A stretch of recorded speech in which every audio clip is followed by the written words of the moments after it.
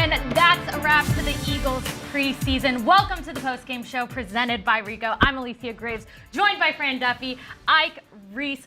What are the things that we learned from this Eagles team this preseason?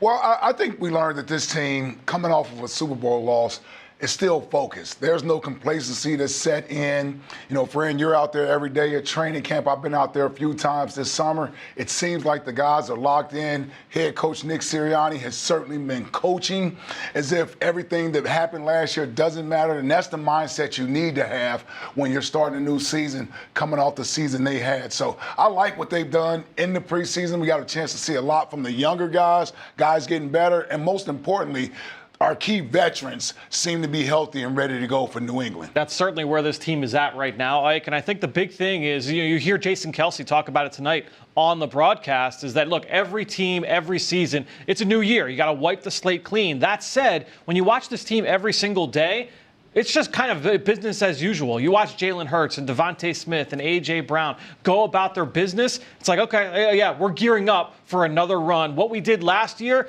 that was an appetizer for what we're hoping to put on display here this fall. Yeah, you talk about those people like Jalen Smith, A.J. Brown, Devontae Smith. We saw them at practice this week. A.J. Brown couldn't cover him at practice either. He looked great. But another thing that was noted by the players, by Reddick, he said earlier this week that they kind of talk about their defense and this team having 1 A's and 1 B's. You know, they feel confident in their starters, but they say that the people that come in as those backups, they feel confident that they're number ones too. So I think that's a great thing to have from those veterans that are feeling so confident in those new guys as well. And that's what you want from your teammates, right? You want to feel like you're a part of this group. And it's all about the unit as a whole. And as a defensive unit, you certainly want the guys that are playing behind the starters to feel as if anything happens to one of those guys in front of you, you should be able to step in there and it shouldn't be much of a drop-off. I harken back to my days of playing in those Jim Johnson defenses. And, you know, if I got the opportunity to go out there and play, I felt like I was a part of the team. But I remember most importantly is those veterans, the Brian Dawkins, the Troy Vincents, the Jeremiah Trotters, the Hugh Douglases, all those guys, they treated me like I was equal with those guys. And as a backup player, as a role player, as a young player, that's huge for your confidence. So to hear the guys referring to each other as 1A and 1B, that's all about inclusion and not making someone feel as if they're less than. Yeah, that's the thing, is that this is an organization that has thrived when backups come in to play. That's offense and defense. And that kind of culture that Ike just described is still being here. You know, we're talking 15, 20, not to date yet or anything, 15, 20 years ago. For that to still be present today, I think that speaks volumes about what this organization always is about every single season. Absolutely. And fans, make sure that you submit your questions for Ike for our Ask Ike presented by Ponley Hockey. Leave those comments and those questions. We'll get to them later in the show. Additionally, families affected by the Hawaii wildfires urgently need support. Help the American Red Cross provide meals and shelter to these families. You can donate today to Hawaii wildfires by going to redcross.org/NFL or text Hawaii to 90999 to donate $10.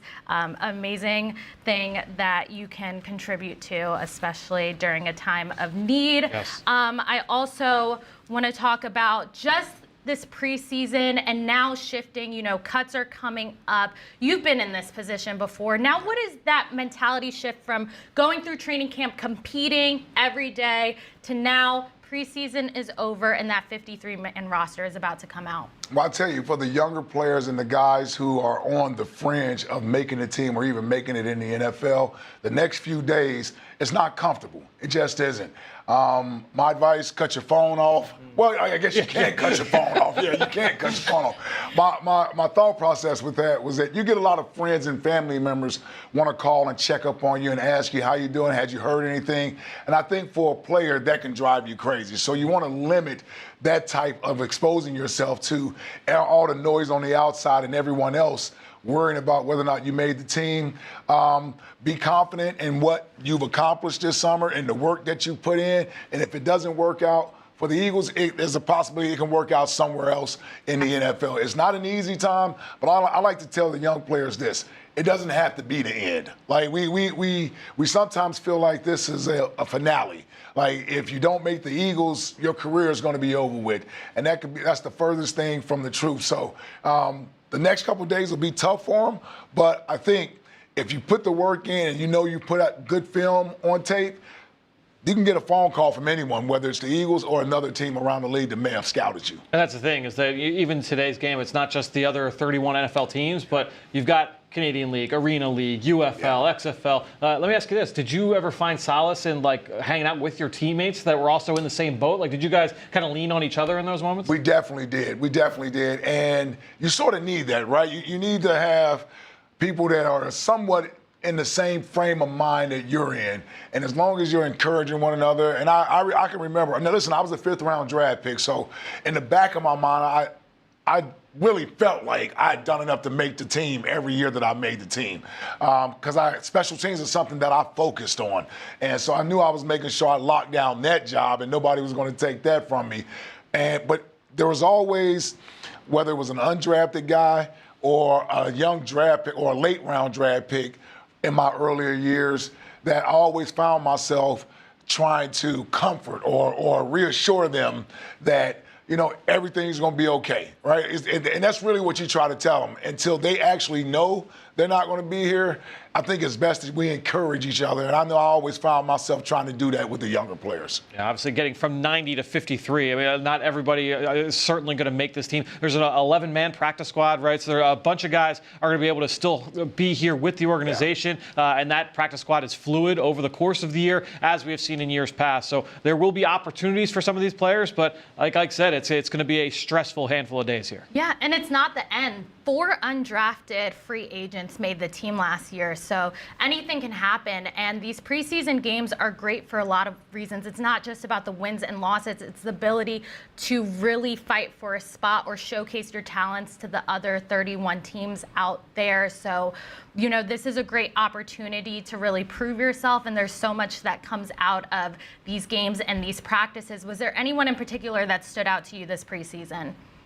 Well, for me, like I said, a lot of the younger players, I thought our draft picks did a great job. I think, for the most part, they all showed up on film, and they were as advertised. Whether you're talking about Jalen Carter, you're talking about the Stein kid from Alabama they drafted in the 2nd round, or if you're talking Sidney in the 3rd round. Like, those guys showed up on film, and I was excited about watching the young players. But then you had guys that continue to develop and get better. So, as a coaching staff, I can only imagine sitting back and watching these players, watching how they've grown from last year to this year, has to make them feel good, because that's a product of good coaching. Yeah, and then the other part of it, too, is those joint practice sessions. And yeah. Alyssia, you and I, we watched the Eagles take on the Colts on Tuesday, and we were focusing on the Eagles' offense. And to be able to see Jalen Hurts and A.J. Brown and Devontae Smith and Dallas Goedert, DeAndre Swift getting involved, Kenny Gainwell, Rashad Penny, all of these players making big plays against another team's starters in a controlled environment.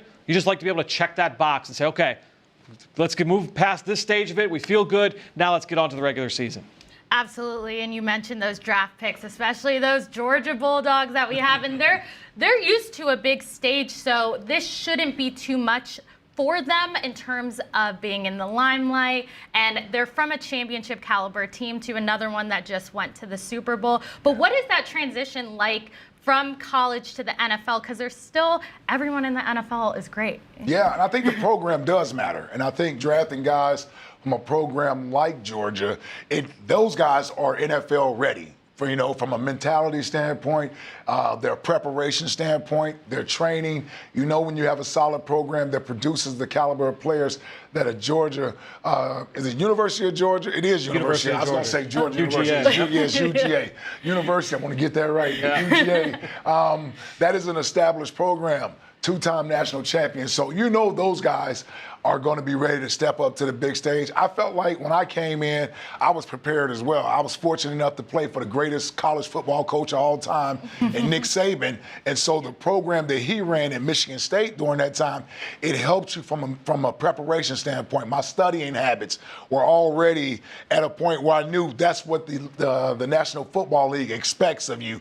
And so a lot of it does have to do with the program that you were sort of raised up in. And the Eagles, I think, have done a great job, especially over these last 3 or 4 years, of getting guys out of programs that have that type of track record, where guys are used to playing at a high level. They know how to prepare. They're not afraid of the big stage. Look, take Jalen Hurts, for example. Yep. Jalen being at Alabama and Oklahoma. This guy is mature beyond his years. And I think when you come from programs like this, it allows your team to have a good chance to get off to a great start with young players. Bill Parcells used to say, for every rookie that you have in your starting lineup, you can go ahead and just mark down a loss. Because he just didn't believe in playing younger players, because younger players can get you beat through mental mistakes and things of that nature.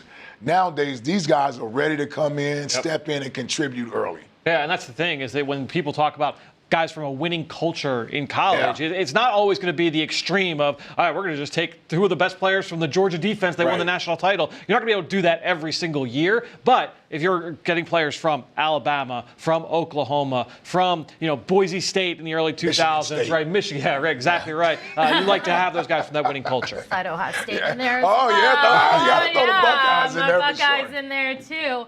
But absolutely, and I think especially with this draft. Oh, we are going to pop over. We have Tanner McKee. Tanner McKee coming up to the podium, and then we'll come back.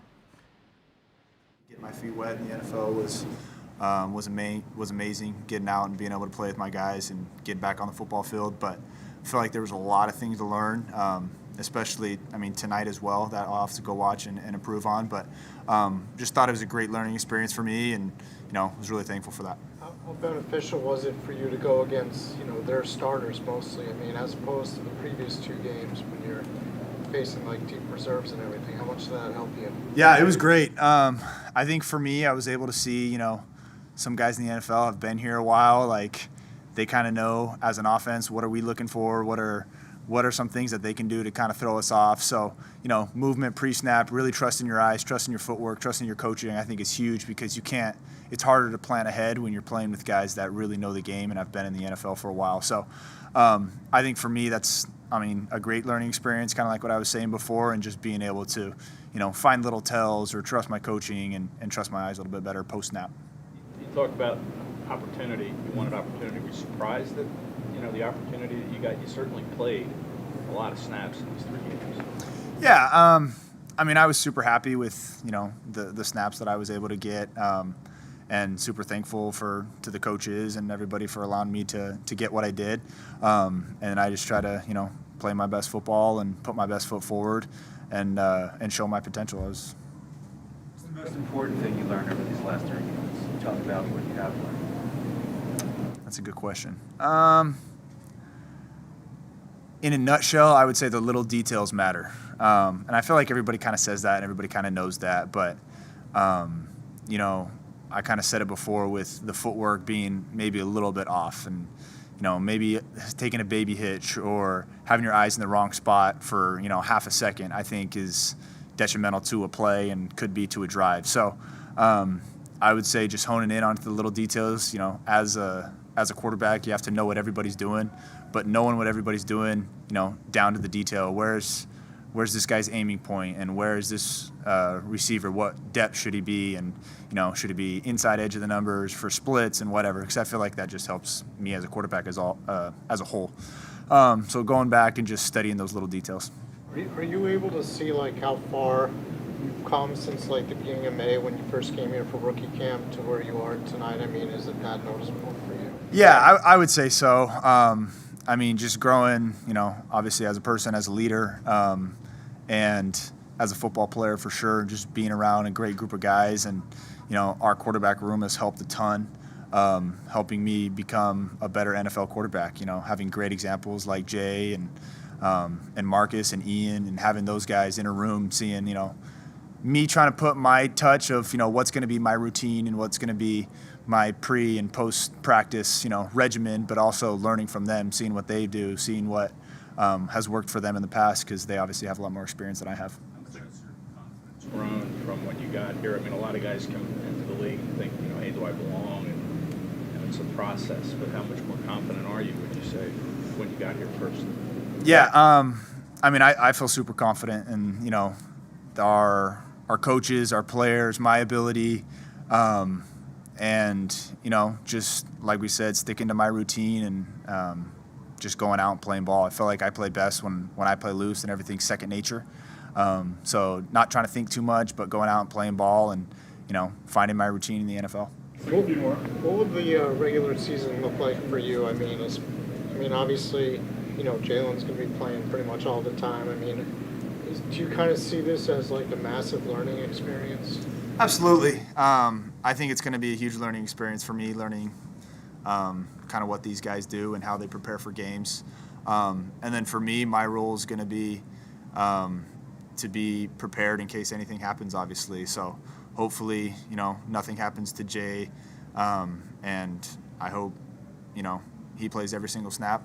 But it's obviously my job to be ready and to honestly help him in any way possible, in practice, being off the field and being like, hey, this corner's doing this, or just kind of help him give like little tells and be a good teammate and help out all the other guys. You're not used to playing, though, and now you're not going to play. What are the challenges in that? Yeah, getting ready like you're the starter when you know that your chances are playing are probably pretty slim is definitely a challenge. I would say at Stanford, I feel like I tried to do that my first year, and I actually got to play my first game due to COVID and how crazy that was. And so definitely lesson learned that you got to be ready because crazy things happen. And football is a physical sport and a violent sport. And like I said, we obviously hope that nothing happens, but things do happen. So just me being ready, preparing like I am the starter, and then being the best teammate that I can be. Okay, thanks, Tanner. Thank you. And we just heard from quarterback Tanner McKee. He ended it saying, preparing like a starter, and what better way to develop than next to our starter, Jalen Hurts. And next, we have a question for Ike talking about Hurts and this upcoming season. What is one word you have to describe this upcoming season? I'll go with electric. I think it's going to be an electric year. I really do.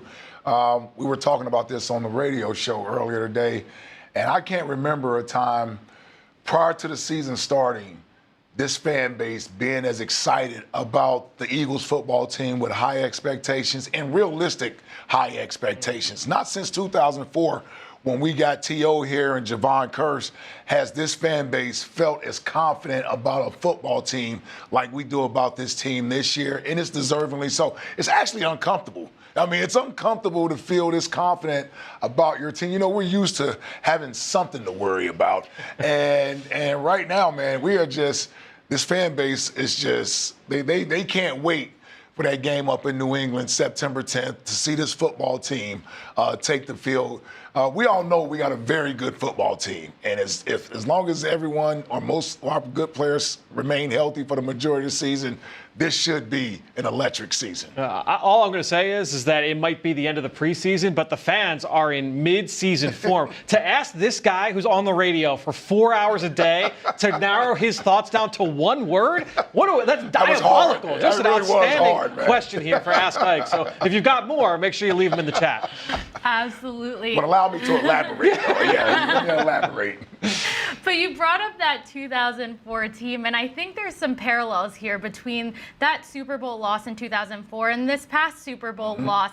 What is that reset mentality, and how do you shift your focus away from that loss, starting away, remembering that this is a brand new team? We have a lot of returning players, but still a lot of draftees, a lot of new guys coming on. So how do you shift your focus?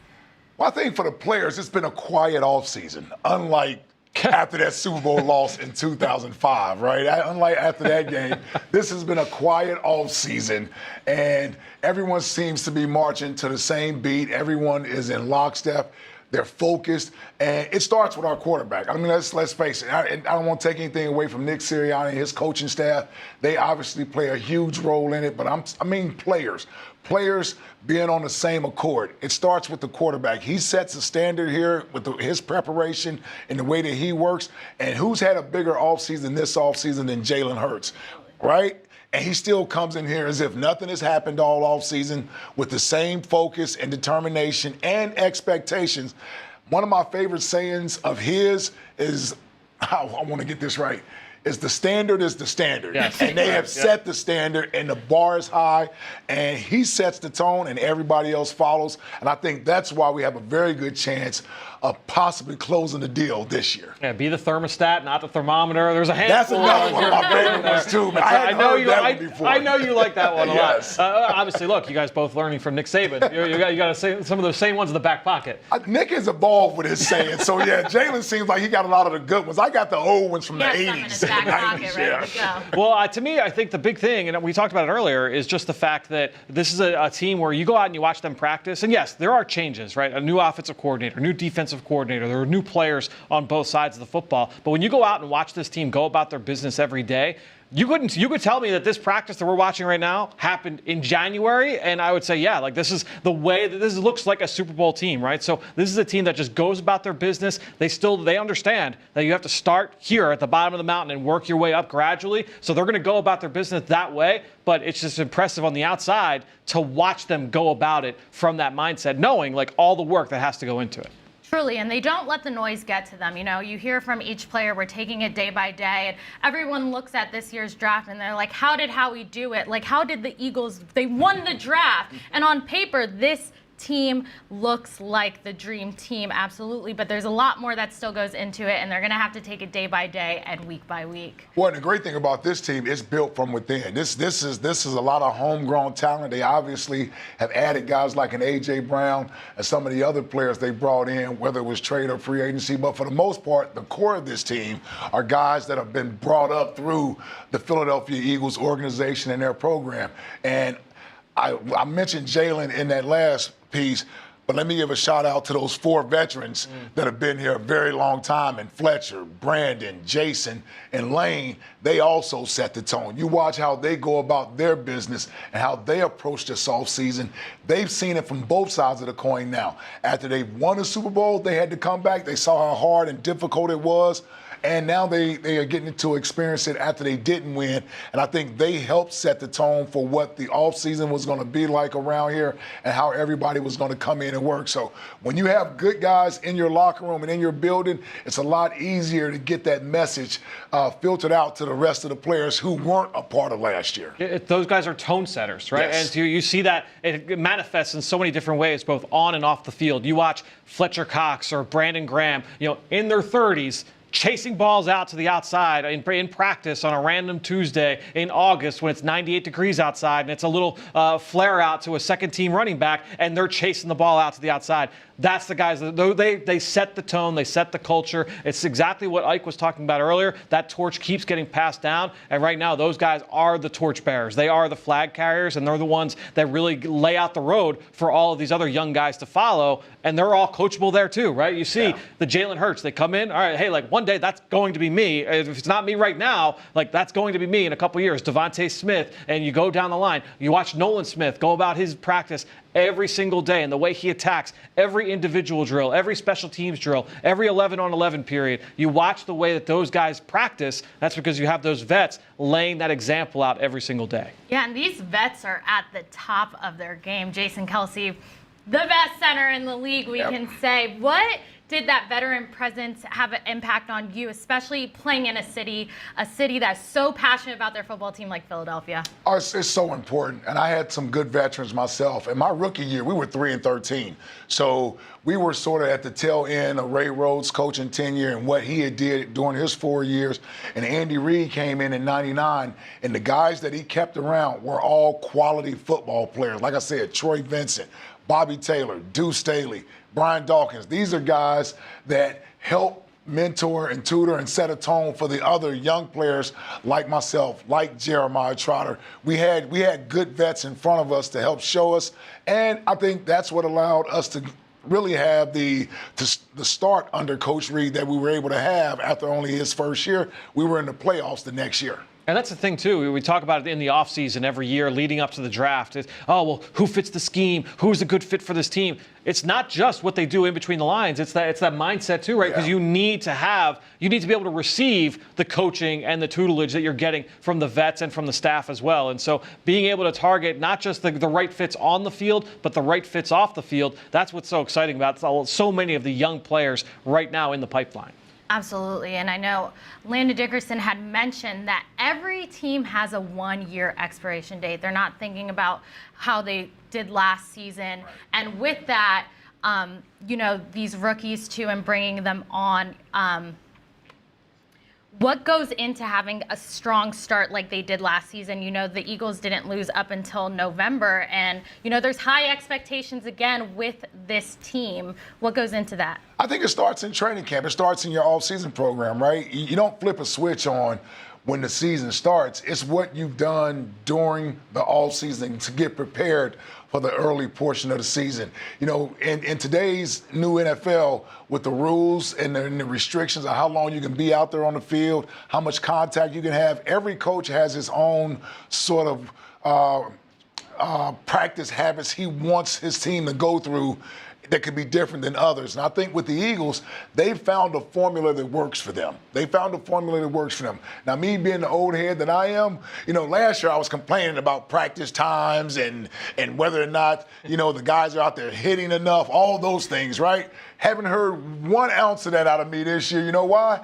Because it worked for them last year. They know what they're doing. So now there are no complaints. So that's really where it starts. And I think the coaches do a great job of getting the players on the field, getting the work done. There's not a lot of lull out there on the field, a lot of standing around. You're usually moving from one drill to the next. There's no wasted time out there on the field. So they want to get the work done, get back to the classroom, and then get off your feet and rest. Sports science is also playing a big part in how teams prepare. And again, I think the Eagles have finally found the formula that works for them. And I expect nothing but the same things we saw last year. They got off to a fast start. They were one of the healthiest teams in the league.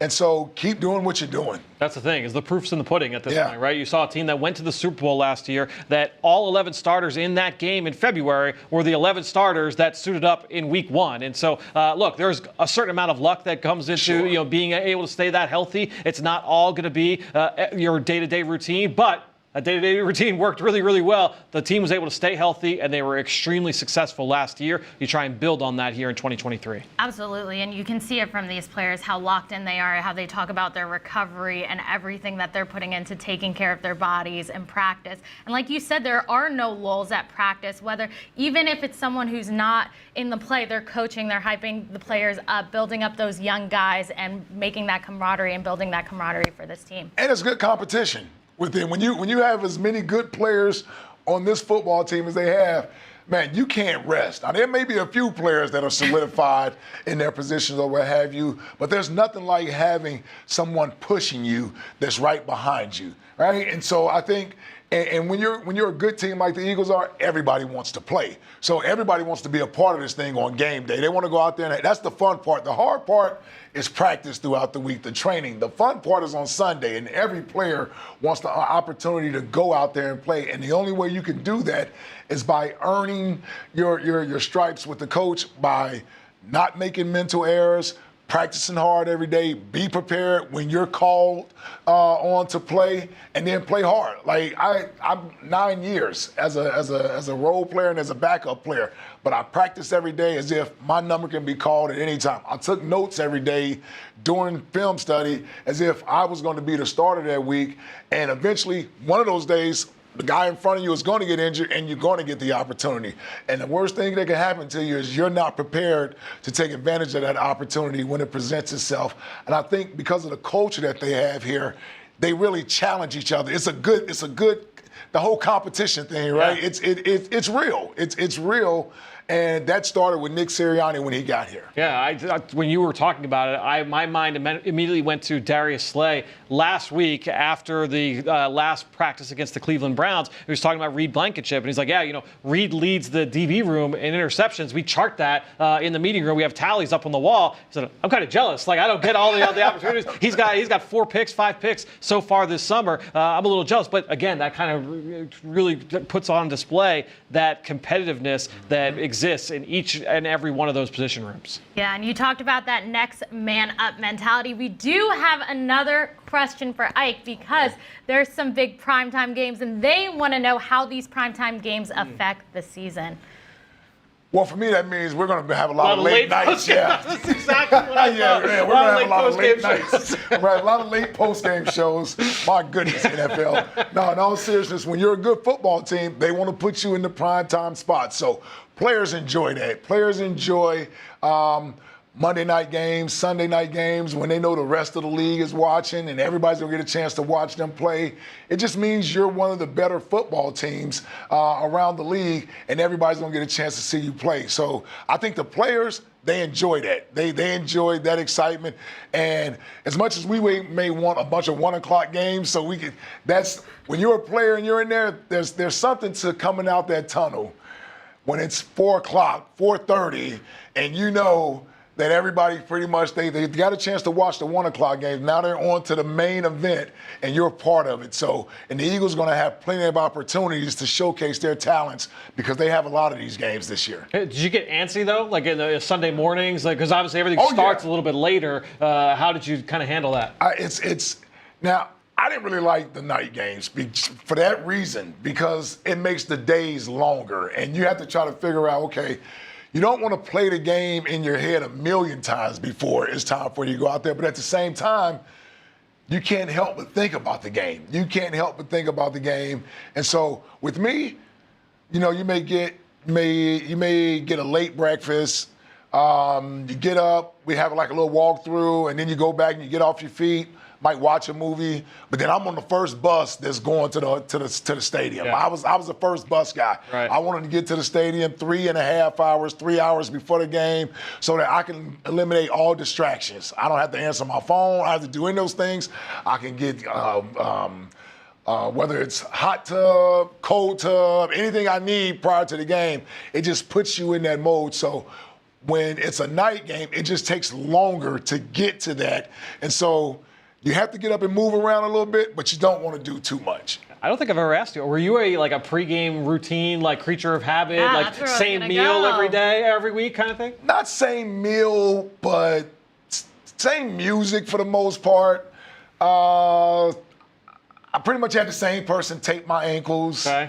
I certainly had things that I wanted to get done prior to the game. I had to get my own little prayer in, and then we did the prayer in the shower, right, with all the guys. I mean, Right, as a team, we did a prayer in the shower as a team, but I had to get my own little prayer in too, you know, because I knew I was about to go out there and be violent. I had to repent before I actually got on the field, so I knew it was going to be nasty when I got out there on the field, so I had to make sure I had to ask for forgiveness before it started. Well, I'm just imagining that's pre-iPod, right? So like this is like Discman. Discman, yes, that's right. It's a Discman. I feel like it's probably That's skipping. You got your pads on, so it's like skipping nonstop. That's twice you called my age out. A Discman, Discman, and what else did you say earlier?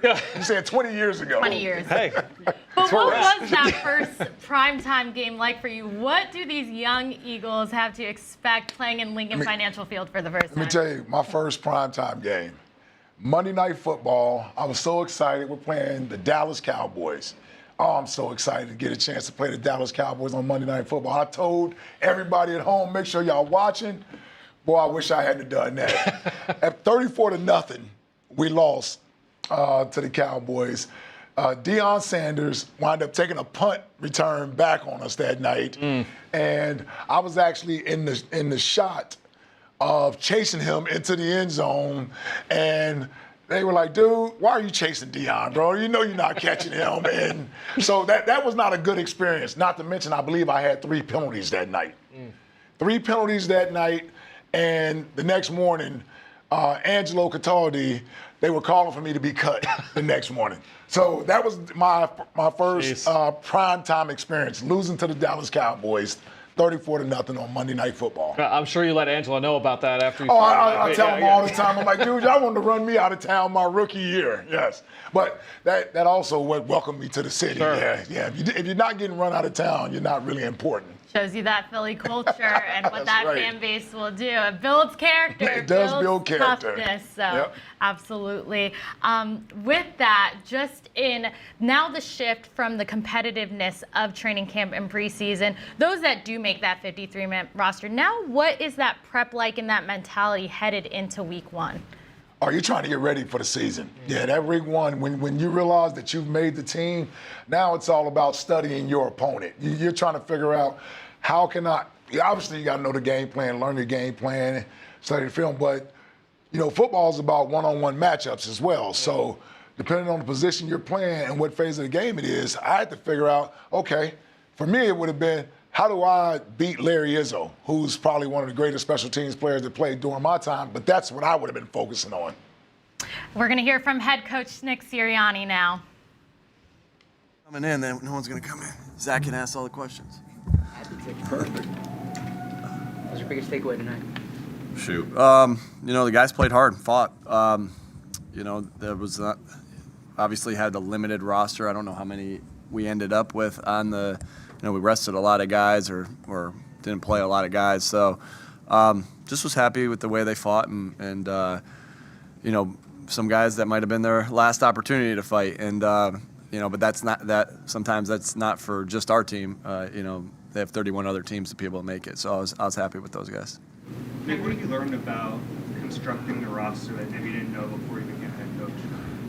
Let the whole process play itself out. Even though if you feel like you early on, you don't have to make any decisions right away. So you just keep letting the evaluation process play itself out. I've been wrong on there's multiple times I'm like, this guy might not be able to make it, and then he keeps developing and he makes it. So just not to be quick to jump to any conclusions and let the whole process play itself out. Sitting here a handful of days away from that final decision-making day, how many tough decisions do you think you guys have to make? Sure, the better the roster, the more tough decisions you're going to have to make, and so we're going to have a bunch of tough ones. Those guys, the guys that are going to end up getting cut, they made it hard on us, and we'll evaluate this tape tonight, and we still have some question marks of who it's going to be. So looking forward to watch this tape, and hopefully some of these guys made it real hard for us.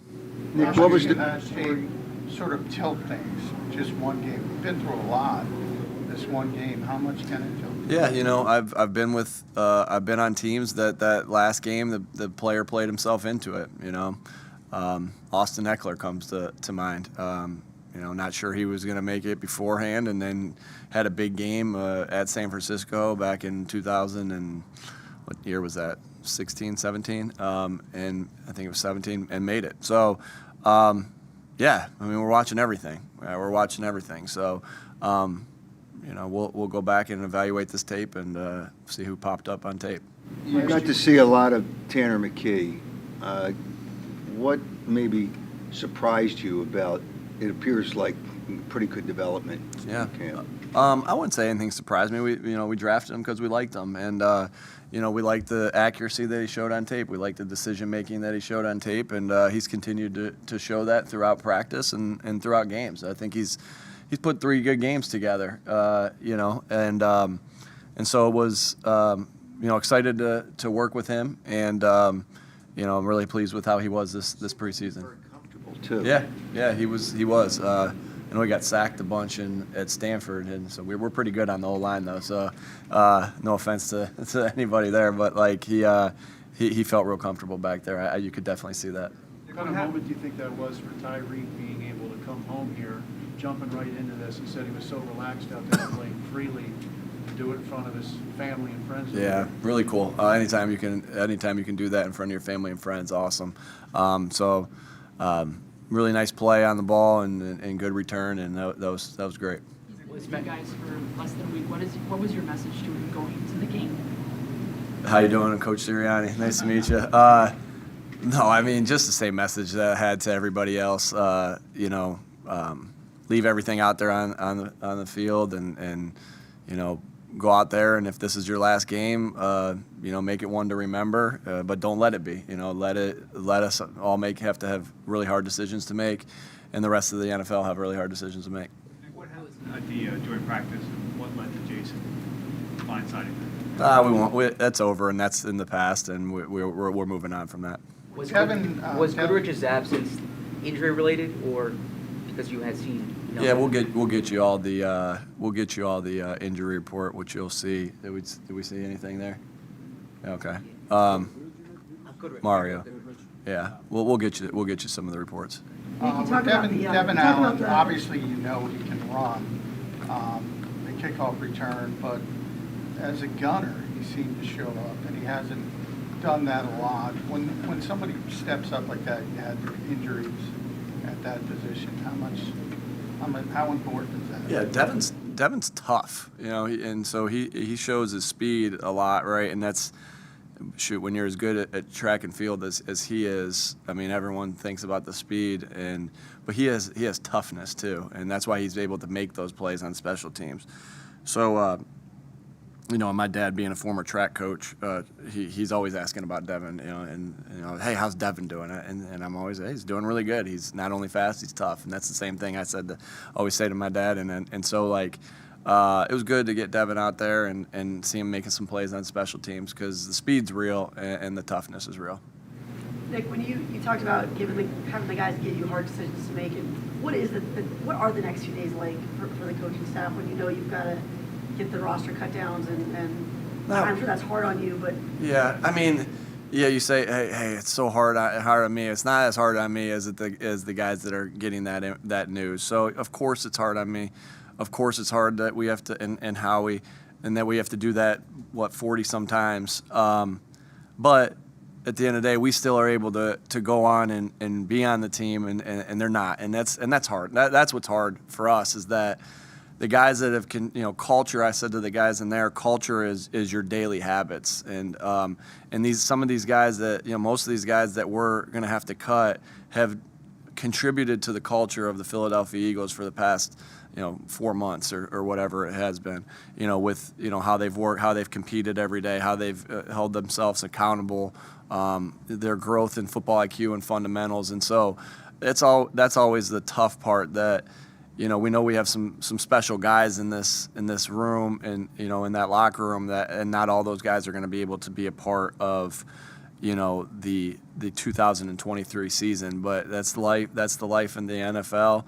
Not a fun week. Not a fun couple days coming up. But you never know. That's the other thing, right? How many guys that you cut and then you have to bring that you bring back. Right, and that doesn't mean practice squad's always an option, but Deion Kane was on our team last year. We cut him, right, and then he was back this year, right. Marvin Wilson, right. So, Kennedy Brooks was away for a little bit and then came back. So, sometimes that works out that way as well. In the last meeting, what was the best stat or fact you shared? As far as their You gave the example about Blankenship last year with the tackles. I think Keeley had something like 31 yards a return on 4 interceptions, and we showed the one in the national championship game of him intercepting the ball and returning it for a touchdown. And I saw some of our Alabama guys kind of look to the back as Jordan Davis and Jalen Carter and who else? Nolan and N'Kobe were all barking, so supporting their dogs. But I thought that was an interesting one. It's only preseason. I'm sorry if you got this asked before I came in, but you and Shane, head coach against head coach. How did that feel? Yeah, I'm happy for Shane and his opportunity. Obviously, you always miss the guys that leave because they're good coaches and they're good friends, but always happy for their opportunity. I didn't want to let them beat us, but he did a good job, and he's done a good job throughout the training. You can see the guy's growth in the training camp with his quarterback and with all his guys, and so.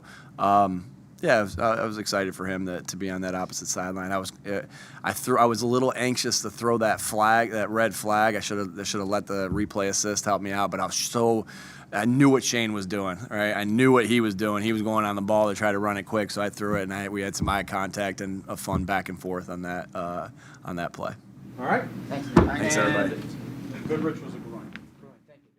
And that was head coach Nick Sirianni. Tough decisions coming up. That deadline for that 53-man roster is coming up, and then we shift our focus to week 1, and Merrill Reese is, kicking things off with some fun slang words. We're going to hear from him. It's almost time for the 2023 season, And this season hits different. I can't wait for the team to take the field and for Jalen Hurts to yeet the ball. Me and my bestie Mike Quick are ready to hit the radio booth, so y'all better listen. We're fire every time. Facts. IYKYK. The IYKYK is if you know, you know. Oh, so I say IYKYK? You can also say it like if you know, you know. But it's just IYKYK. Yeah. Okay. We have so much fun each game. Our broadcast always slaps. We leave no crumbs. Peep y'all September 10th. Bet. All right, did you know any of those this time? None. Well, peep would be see you all September 10th. Yeah. Nothing gets me more hyped for the season than seeing that face, hearing that voice. And here we have our Jameson nightcap. We're headed into week 1 against the Patriots on the road in Foxborough. You know, one thing about the Patriots, you can't rule Bill Belichick out. What approach does this Eagles team need to take to this Patriots team? I'm still trying to figure out what does yeet mean. Like, what did yeet mean? You're looking the wrong direction, man. I got nothing for you over here. I went Uncle Merrill. I didn't know what Urban yeet Dictionary. mean. Yeah, I didn't know what that meant. Merrill might know now. Yeah, he may know. Okay. Obviously, taking on the New England Patriots in a couple of weeks, it'll be the season opener. Yeah. And when you're playing against a young team, somewhat of an inferior opponent, they are most dangerous early in the season. Like, they believe right now that everything they've done this offseason is in preparation for them to have a better season. And they realize the Eagles are coming to town. This would be a great win if they could get one. So I say that to say, you're going to get the Patriots' best shot when you go in that game. So it's best for us to be ready and not overlook this team. Look, this is a defense that is going to be one of the legit defenses in the league this year. This is a really talented group. They're deep. They're versatile. That side of the ball is going to be really, really strong. Offensively, I think the big thing that's going to be a huge storyline, Ike, I'm sure you're going to be talking about on Eagles game plan here in a couple weeks, will be that offensive line for New England could be banged up. So, you know, they're missing right now their right guard, their left guard out. We don't know what the status of either of those players will be, so they're doing a lot of shuffling along the offensive line. Their goal is to be allowed, I believe I'm saying this right, to allow Mac Jones to yeet the ball down the field. I don't know if they'll be able to do that with Hassan Reddick and company trying to come after. So does yeet mean throw? Yeah, it's probably in there. It's got to be in the various definitions, right? That's going to be stuck in my head. I'm going to have to figure this one out. Yeah. We'll figure this one out after the show. But like you said, we are going to get the best of the Patriots. And I know this Eagles team is prepping, and we are going to get the best from them headed into week 1. That's a wrap on the Postgame Show presented by Ricoh. It's an exciting time. Patriots on the road, week 1. Go Birds.